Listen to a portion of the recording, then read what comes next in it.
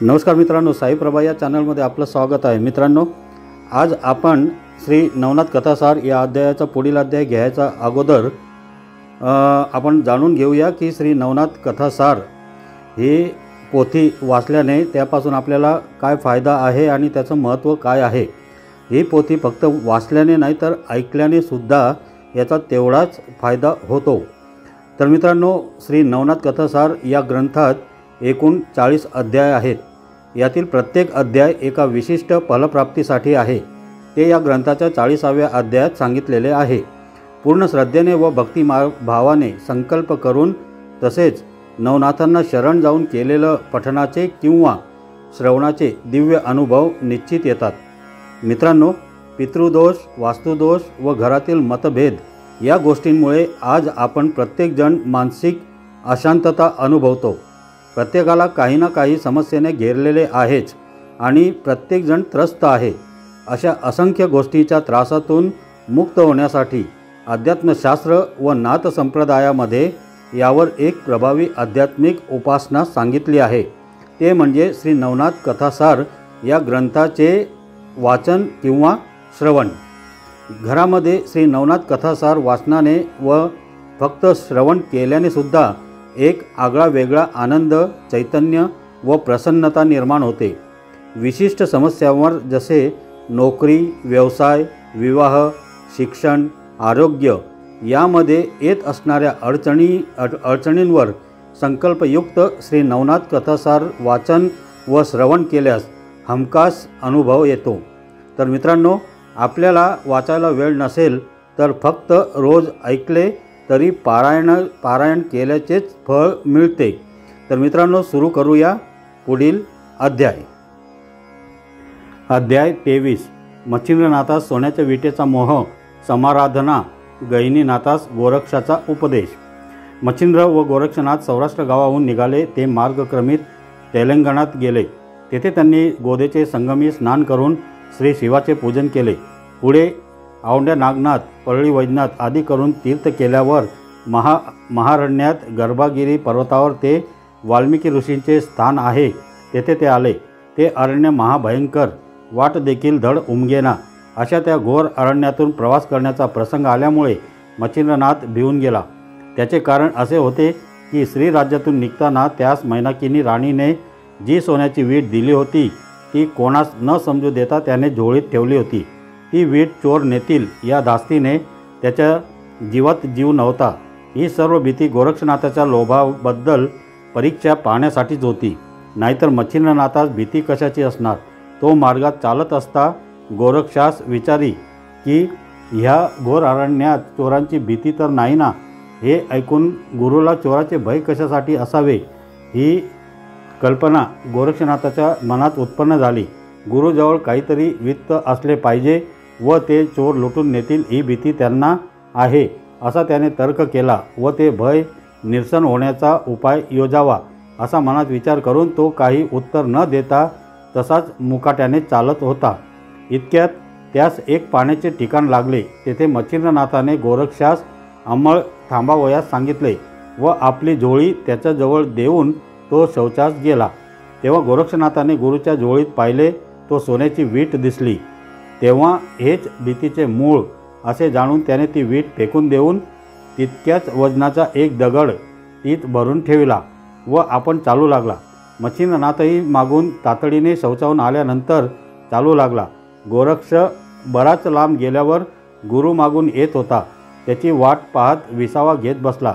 इतक्यात एक विहीर त्याच्या नजरेस पडली। तीत त्याने स्नान केले। मीननाथास स्नान घातले व नित्यकर्म उरकून घेत तो मच्छिंद्रनाथ जवळ आला आणि पूर्ववत येथून पुढे काही भय वगैरे नाही ना असे विचारू लागला। त्यावर भय होते ते मागे राहिले। आता काळजी न वाहता स्वस्थ असावे असे गोरक्षनाथाने उत्तर दिले।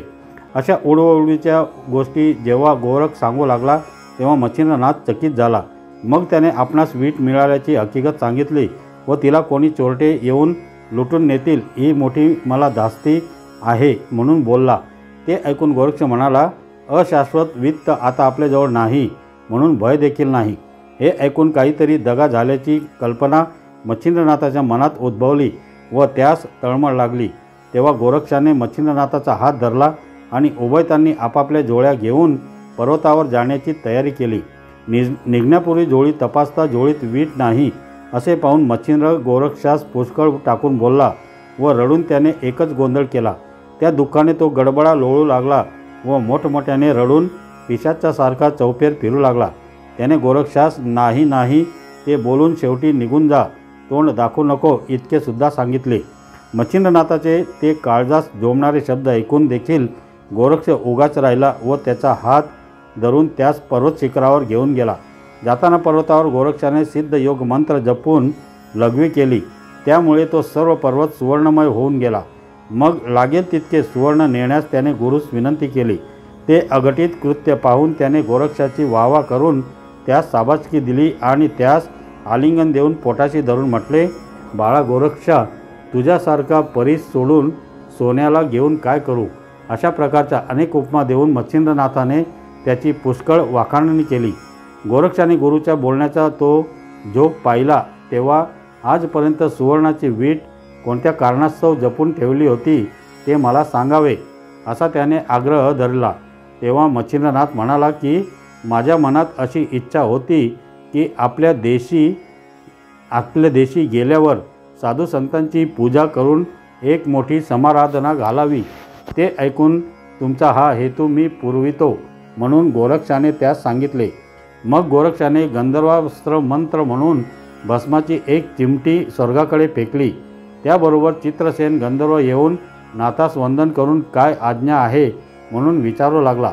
तेव्हा गोरक्षाने सांगितले की आणखी काही गंधर्वास बोलाव आणि त्यांना चौफेर पाठवून बैरागी, संन्यासी, जपी, तपी, संत, साधू, देव, गंधर्व, दानव, किन्नर या सर्वांस येथे आणावे का की आम्हास एक टोले जंग जेवणावळ घालावयाचे आहे. मग चित्रसेनाने 100 गंधर्व आणून जिकडे तिकडे पाठविले.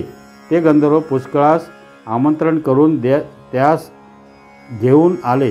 नवनाथ, शुक्राचार्य, दत्तात्रेय, याज्ञवल्क्य, वशिष्ठ, वामदेव, कपिल, व्यास, पराशर, नारद, वाल्मिकी आदी करून मुनिगण तेथे थोड्याच वेळात येऊन पोहोचले. नंतर गोरक्षनाथाने मच्छिंद्रनाथास सांगितले की भोजन समारंभास पुष्कळ मंडळी जमली आहे, तरी तुमची मी मार्गात टाकून दिलेली सोन्याची वीट आणून देतो, ती घेऊन समारंभ साजरा करावा. यावर मच्छिंद्रनाथाने त्याचे समाधान केले की बाळा, तुझ्यासारखा शिष्य असल्यावर मला यत्किंचित सोन्याची वीट घेऊन काय करावायची आहे. मग गोरक्ष म्हणाला, सर्व यथा सांग होईल, पण हा सर्व आपल्या कृपेचा प्रताप, माझ्याकडे काही नाही. असे बोलून त्याने चरणांवर नतमस्तक ठेविले व मी सर्व व्यवस्था लावून बंदोबस्त करतो, आपण काही काळजी न करता स्वस्थ असावे असे सांगितले. नंतर त्याने अष्टसिद्धीस बोलावून त्यांच्याकडे स्वयंपाकाचे काम देऊन उंची अनेक पक्वान्ने तयार करण्याची आज्ञा केली व बंदोबस्त नीट राहून काही एक न्यून न पडू देण्याची सक्त ताकीद दिली. मग त्याने एकंदर कामाची व्यवस्था लावली व उत्सवाचा बंदोबस्त उत्तम प्रकारचा ठेवला. त्यावेळेस सर्वांना अत्यानंद झाला. या भोजन समारंभात गैनीनाथ आले नव्हते म्हणून गोरक्षनाथाने ही गोष्ट मच्छिंद्रनाथास सुचविली. तेव्हा मधु ब्राह्मणाकडे एका गंधर्वास पाठवून पुत्रासह त्यास घेऊन येण्यास सांग, म्हणजे तो त्यास आणील असे मच्छिंद्रनाथाने गोरक्षास सांगितले. त्यावरून गोरक्षनाथाने चित्रसेन गंधर्वास सर्व वृत्तांत कळविला व त्याच्या अनुमतीने एक पत्र लिहविले. ते त्याने सुलोचन नामक गंधर्वाजवळ दिले. ते त्याने कनकगिरीस जाऊन त्या मधु ब्राह्मणास दिले व इकडे सविस्तर मजकूर सांगितला. मग तो ब्राह्मण मोठ्या आनंदाने मुलास आणि गैनीनाथास घेऊन निघाला. तो मजल दरमजल करीत गर्भाद्री पर्वती येऊन पोहोचल्यावर त्याने गैनीनाथास मच्छिंद्रनाथाच्या पायावर घातले. त्यावेळेस त्याचे वय 7 वर्षाचे होते. मच्छिंद्रनाथ मुलाचे मुके घेऊ लागला. त्यानंतर हा गैनीनाथ करभज नारायणाचा अवतार असल्याचे त्याने सर्वांस निवेदन केले. त्यावेळी शंकराने मच्छिंद्रनाथास सांगितले की आम्हास पुढे अवतार घ्यावयाचा आहे, त्यावेळी मी निवृत्ती या नावाने प्रसिद्धीस येईल व हा गैनीनाथास अनुग्रह करीन. यास्तव यास अनुग्रह देऊन सकल विद्यांमध्ये प्रवीण करावे. हे ऐकून मच्छिंद्रनाथाने गोरक्षनाथाकडून गैनीनाथास लागलाच अनुग्रह देवविला. तसेच संपूर्ण देवांच्या समक्ष त्याच्या मस्तकावर आपला वरद हस्त ठेविला. हा समराधनेचा समारंभ 1 महिनाभर सतत चालला होता.